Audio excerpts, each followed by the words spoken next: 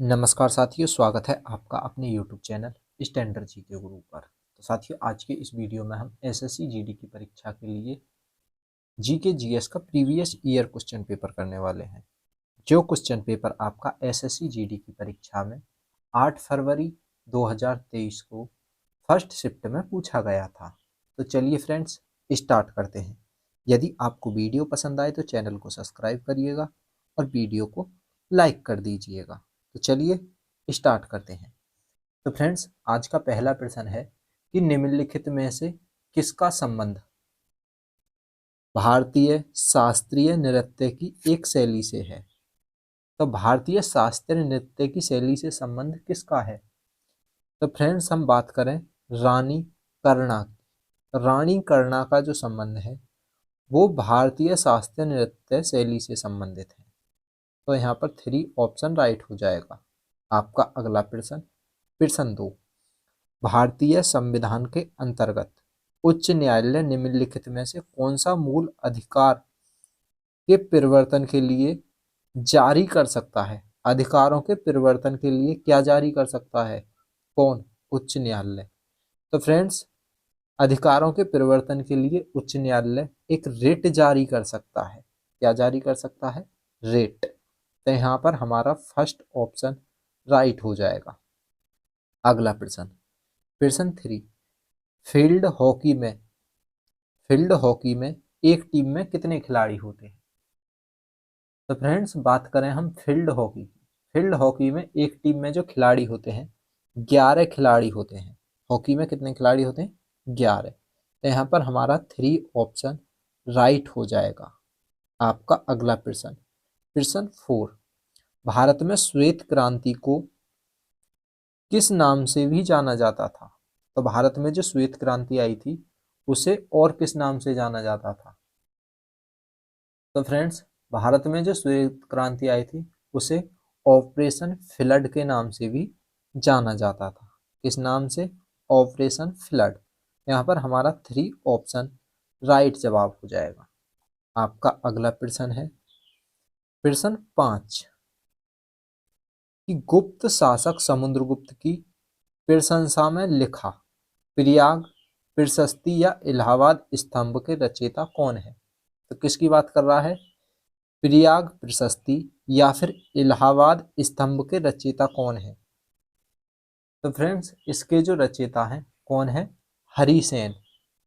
हरिसेन किसके रचयिता हैं? प्रयाग प्रशस्ति। या तो प्रयाग प्रशस्ति दे सकता है या फिर इलाहाबाद दे सकता है, इसमें दोनों दे रखे हैं। तो यहाँ पर हरिसेन राइट जवाब हो जाएगा। थर्ड ऑप्शन राइट है। आपका अगला प्रश्न, प्रश्न 6, निम्नलिखित का मिलान करिए। तो फ्रेंड्स, यहाँ पर मिलान करना है। किस प्रकार मिलान होगा? राष्ट्रीय राजमार्ग। तो राष्ट्रीय राजमार्ग क्या है? तो फ्रेंड्स, हम राष्ट्रीय राजमार्ग की बात करें तो ये केंद्रीय लोक निर्माण विभाग के अंतर्गत आता है, राष्ट्रीय राजमार्ग।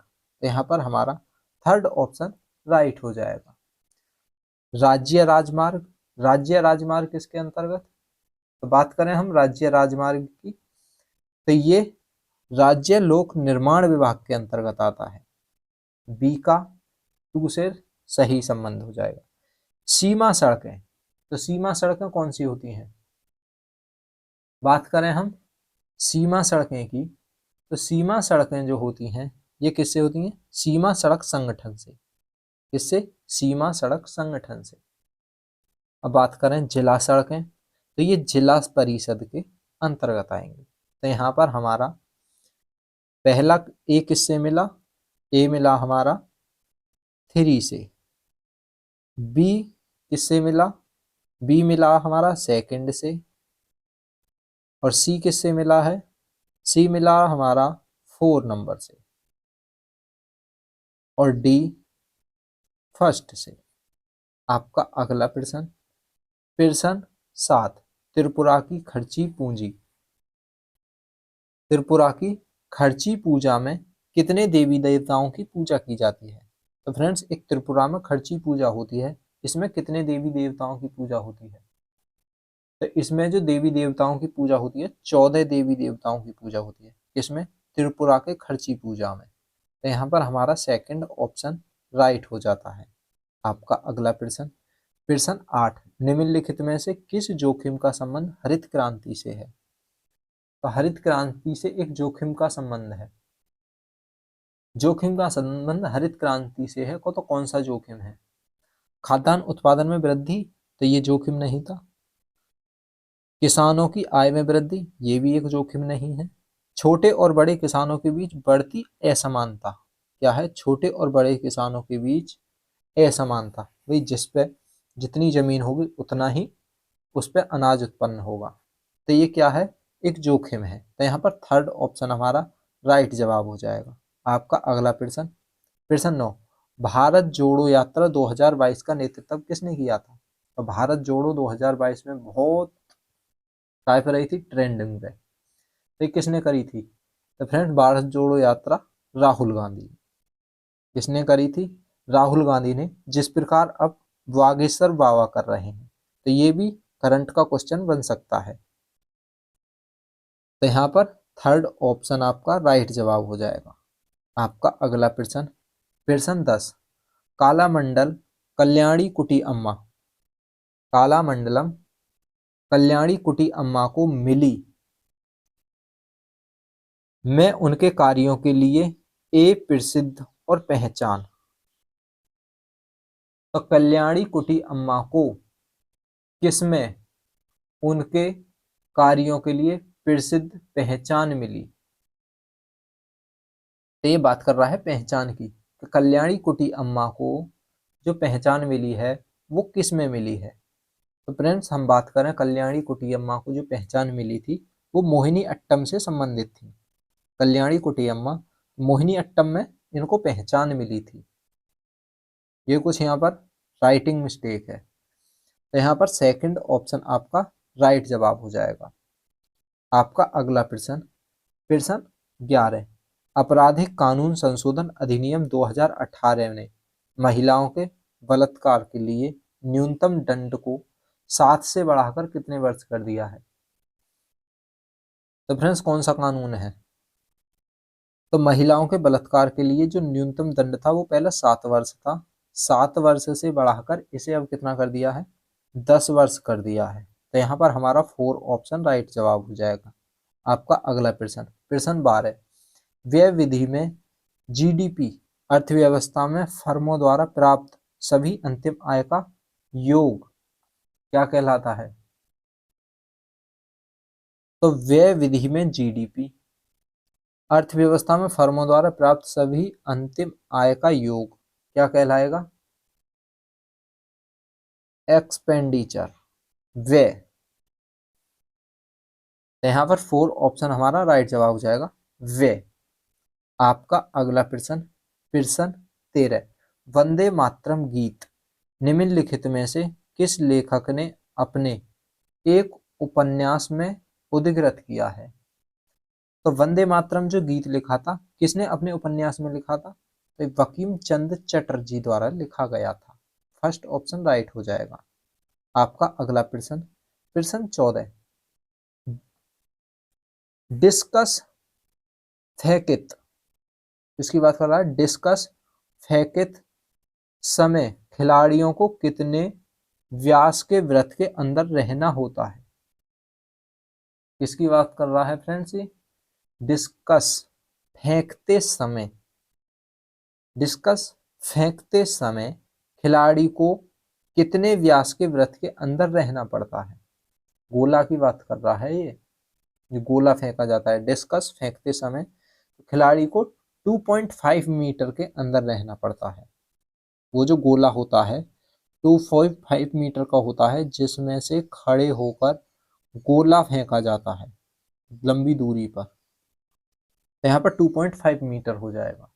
फर्स्ट ऑप्शन राइट जवाब है। आपका अगला प्रश्न, प्रश्न 15, एक स्थलीय पारितंत्र में हरे पौधे अपनी पत्तियों पर ग्रहण करते हैं, क्या करते हैं? तो एक स्थलीय परितंत्र में हरे पौधे अपनी पत्तियों पर पड़ने वाले सूर्य, किससे? पड़ने वाले सूर्य की किरणों से प्रकाश की लगभग कितनी ऊर्जा ग्रहण करते हैं? तो ये जो ऊर्जा ग्रहण करते हैं फ्रेंड्स, 1% ऊर्जा ग्रहण करते हैं किससे? सूर्य से। सूर्य के प्रकाश से लगभग 1% ऊर्जा ग्रहण करते हैं जो उनके पत्तों पर पड़ती है। आपका अगला प्रश्न, प्रश्न 16, निम्नलिखित में से कौन अक्टूबर 2022 में एक राजनीतिक दल भारतीय राष्ट्रीय कांग्रेस के अध्यक्ष हैं? तो 2022 में जो है भारतीय राष्ट्रीय कांग्रेस के अध्यक्ष कौन थे? मल्लिका अर्जुन खड़गे। सेकंड ऑप्शन राइट जवाब हो जाएगा। अगला प्रश्न, प्रश्न 17, प्रश्न 17 क्या कहता है? किसी कोष में भरे जा सकने वाले इलेक्ट्रॉनों की अधिकतम संख्या, किसकी बात कर रहा है? इलेक्ट्रॉनों की अधिकतम संख्या किसके द्वारा निरूपित की जा सकती है? क्या कह रहा है? किसके द्वारा निरूपित की जा सकती है? संख्या किसके द्वारा निरूपित की जा सकती है जहां n कोषों की संख्या है? किसकी बात कर रहा है? जहां n कोषों की संख्या है। तो n कोषों की संख्या कितनी होगी? तो 2n स्क्वायर, क्या होगी?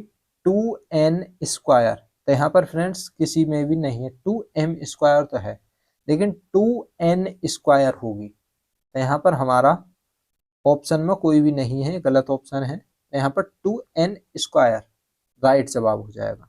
आपका अगला प्रश्न, प्रश्न 18, भारत के सबसे दक्षिणी सिरे का क्या नाम है? तो भारत के जो सबसे दक्षिणी सिरा है उसका नाम क्या है? इंदिरा पॉइंट।